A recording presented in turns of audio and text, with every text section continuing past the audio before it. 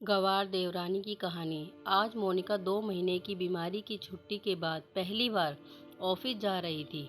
मोनिका की देवरानी वंदना ने अपने हाथों से मोनिका के लिए टिफ़िन तैयार किया था।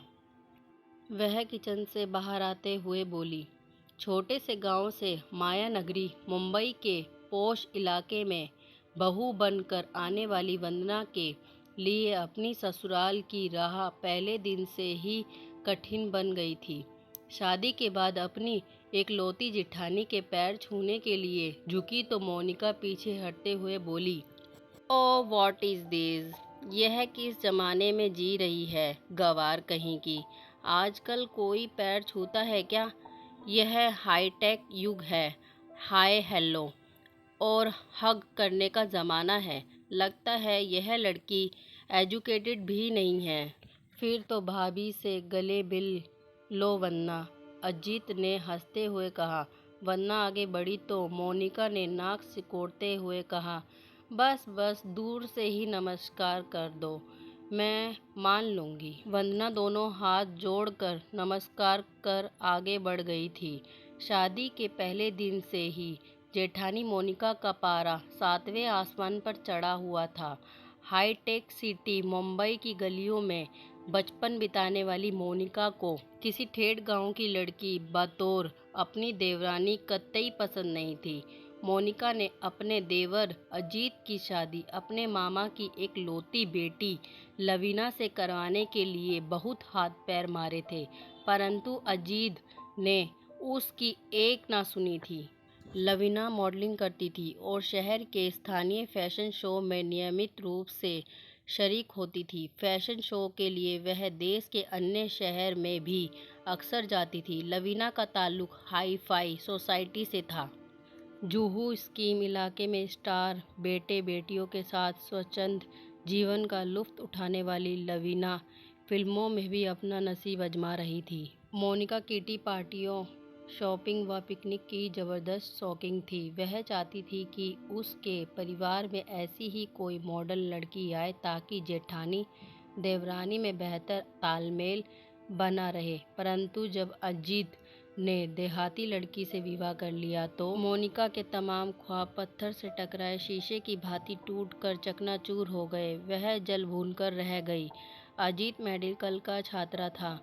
जब वह एमबीबीएस के अंतिम वर्ष में स्टडी कर रहा था तब अपने मित्र सुमित के विवाह में शरीक होने उसके गांव गया था। वह पहली बार किसी के गांव में गया था। पर्वतों की चोटी में बसे इस गांव के प्राकृतिक सौंदर्य को देखकर अजीत को पहली नज़र में ही इस गांव से प्यार हो गया था।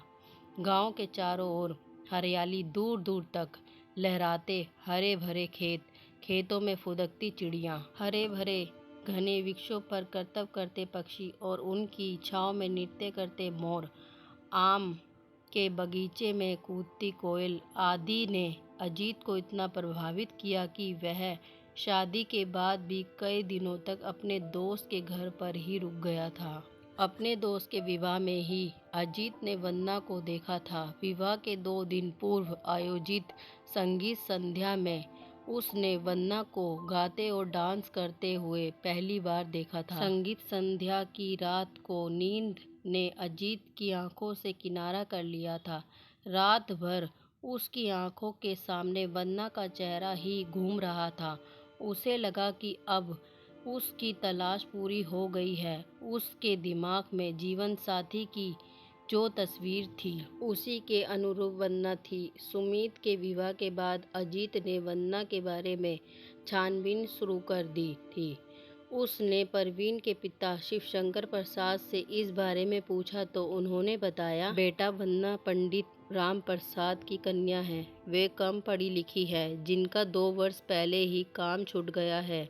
घर की गरीबी के कारण वंदना ने कक्षा 10वीं पास कर स्कूल को अलविदा कह दिया था। वंदना मेरी गोद में खेली है। लड़की बहुत ही संस्कारी, सुशील और बुद्धिमान है। वंदना की आवाज़ बहुत ही मीठी व सुरीली है। वह बहुत अच्छा गाती है। परवीन के विवाह में संगीत संध्या में तुमने वंदना के संगीत सुने होंगे। अजीत, एक बात मैं तुम्हें यह भी बताना चाहूँगा कि वंदना के विवाह की चिंता ने राम प्रसाद की नींद हराम कर दी है। उनकी बिरादरी के कई लोग वंदना को देखने आते हैं, पर दहेज पर आकर बात फिसल जाती है। वंदना से छोटी एक और बहन है, उसके हाथ भी पीले करने हैं। पिछले वर्ष ही पंडित जी की पत्नी का गंभीर बीमारी से निधन हो गया था। उन्होंने इलाज में पैसे पानी की तरह बहाया, पर उसे बचा न सके। पंडित जी की पत्नी का निर्धन क्या हुआ, इस परिवार की रीढ़ ही टूट गई। शिवशंकर प्रसाद ने अजीत के कंधे पर हाथ रखते हुए कहा, बेटे अजीत, पंडित जी मेरे बहुत अच्छे मित्र हैं। उनकी दोनों बेटियां सुंदर, सुशील और संस्कारी हैं। अगर वंदना तुम्हें पसंद है और उसे अपना जीवन साथी बनाना चाहते हो तो मुझे पंडित जी से बात करने में प्रसन्नता होगी। शिवशंकर प्रसाद की बातों से अजीत के मन में लड्डू फूट रहे थे। वह जल्दी से जल्दी मुंबई जाकर इस संबंध में अपने माता पिता से बात करना चाहता था। शिवशंकर ने थोड़ा ठहरने के बाद कहा, बेटा, कोई निर्णय लेने से पहले अपने माता पिता से एक बार बात जरूर कर लेना। हो सके तो उन्हें एक बार यहाँ लेकर आ जाना। जरूर अंकल, मैं कोई निर्णय लेने से पहले अपने माता पिता से ज़रूर बात करूँगा और मुझे पूरा विश्वास है कि मेरी पसंद ही मेरे माता पिता की पसंद होगी। अंकल, वंदना तो मुझे पहली नज़र में ही पसंद आ गई है। मैं ऐसी ही लड़की को अपने जीवन संगनी बनाना चाहता हूँ, जिसका मन स्वच्छ कांच की तरह पारदर्शक हो, जिसके आर पार खुद को देखा जा सकता है। वंदना का मन जल की तरह साफ है, जिसके भीतर झांक कर देखा जा सकता है। ठीक है, मैं कल ही पंडित जी से बात कर लेता हूँ, शिवशंकर ने कहा। अजीत ने मुंबई पहुंचकर जब अपने मम्मी पापा और भैया भाभी से इस बारे में बात की तो मोनिका भाभी क्रोधित हो गई। उन्होंने नाराजगी जताते हुए कहा, अरे अजीत, मैं तो लवलीना से तुम्हारे लिए बात कर रखी है। मुंबई जैसे शहर में गांव की कम पड़ी और गंवार लड़की लाकर समाज में हमारी नाक कटवाओगे क्या? अरे भाभी, मैंने आपसे पहले ही कह दिया था ना कि मुझे लवलीना पसंद नहीं है। मेरी और उसकी सोच में जमीन आसमान का अंतर है। भाभी, मैं सीधा साधा लड़का हूँ, जबकि लवलीना हाय फाय। अजीत मुस्कुराते हुए और कुछ कहने जा रहा था, मगर मोनिका ने अजीत की बात काटते हुए कहा, क्या बुराई है लवलीना में?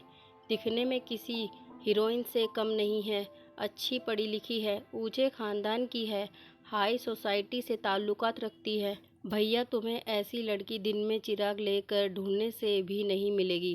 कहते हुए मोनिका मुंह फुलाकर चली गई। अरे भाई, उसे अपनी पसंद की लड़की से शादी करने दो ना। तुम अपनी पसंद उस पर क्यों थोप रही हो? अजीत के बड़े भाई रोहन ने मोनिका को समझाते हुए कहा, लेकिन तब तक मोनिका अपने कमरे में जा चुकी थी। 2 ही दिन बाद अजीत अपने माता पिता को लेकर वंदना के गांव पहुंच गया। वंदना सभी को पसंद आ गई। अजीत की मम्मी ने तो वंदना के हाथ में शगुन भी दे दिया। चट मंगनी और पट विवाह हो गया। मोनिका की नाराजगी के बावजूद वंदना इस घर की बहू बनकर आ गई। वंदना को विवाह के पहले दिन से ही अपनी जेठानी मोनिका की नाराजगी का शिकार होना पड़ा था। वह बात बात पर वंदना पर ताने कसती थी, लेकिन वंदना ने चुपचाप रहना सीख लिया था। वह मोनिका के तानों पर चू तक ना करती, चुपचाप सहन करती रही। वंदना जानती थी कि शब्द से शब्द बढ़ता है, सो उसके लिए इस वक्त खामोश रहना ही उचित है। उसे विश्वास था कि समय हमेशा एक समान नहीं रहता, यह बदलता रहता है।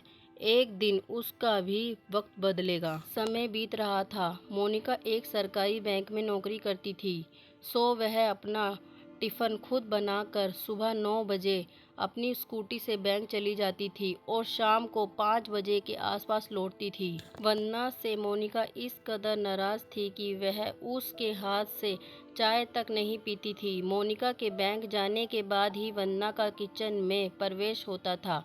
वंदना के सास ससुर मोनिका के गुस्से भरे स्वभाव को जानते थे, सो वो हमेशा खामोश ही रहते थे। सब कुछ ठीक चल रहा था, पर किसी को क्या पता था कि कोई अनहोनी उनके दरवाजे पर जल्दी ही दस्तक देने वाली है। एक दिन शाम को बैंक से लौटते वक्त किसी टेम्पो ने मोनिका की स्कूटी को पीछे से जोर से टक्कर मार दी।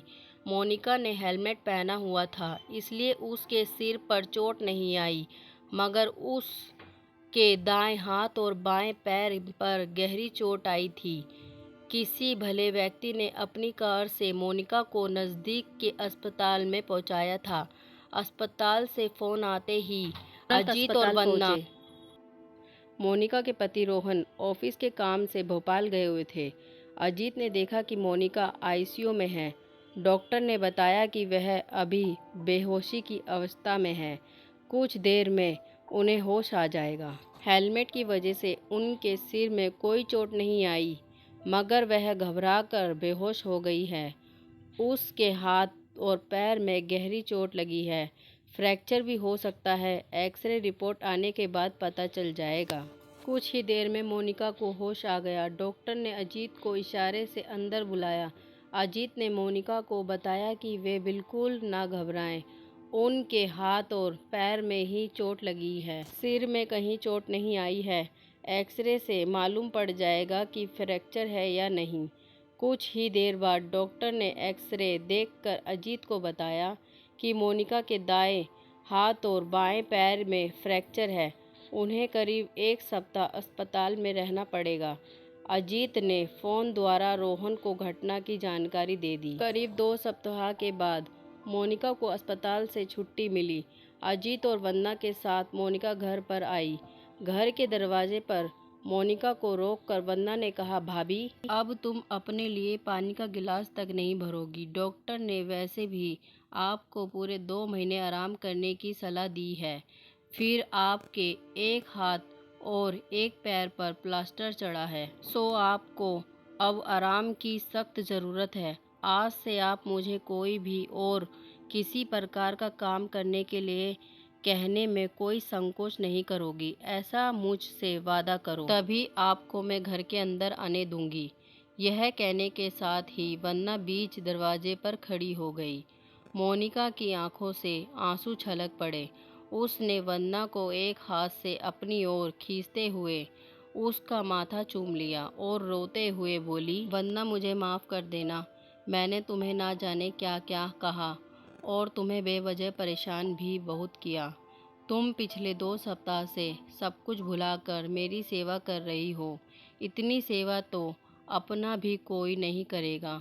वंदना, तुम्हें इस घर में आए अभी 7 ही महीने हुए हैं, पर तुमने अपनी प्रेम वाणी और अच्छे व्यवहार से हम सबका दिल जीत लिया। मुझे अजीत की पसंद पर गर्व है। गांव की लड़की कम पढ़ी लिखी हो सकती है, मगर असंस्कारी नहीं। तुम पारिवारिक समाज के लिए जीती जागती मूर्त हो। वरना प्लीज़ पहले तुम मुझे माफ़ कर दो, तो ही मैं घर में प्रवेश करूंगी। भाभी, आप बड़ी बहन के समान हैं, जिसे अपनी छोटी बहन को डांटने और फटकारने का हक तो होता है ना।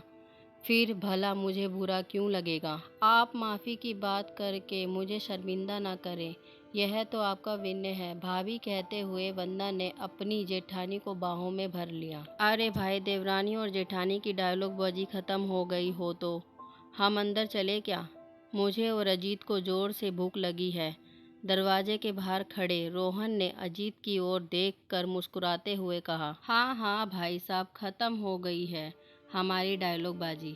आप सब भीतर आइए, मैं भाभी को अपने कमरे में बिठाकर आप सभी के लिए चाय नाश्ता बनाती हूँ। कहते हुए वंदना ने अपने दोनों हाथ मोनिका की तरफ बढ़ा दिए, जिन्हें उसने कस कर पकड़ लिया और धीरे धीरे वंदना का सहारा लेते हुए अपने कमरे की ओर बढ़ने लगी। अरे भाभी, आप कहाँ खो गई हो?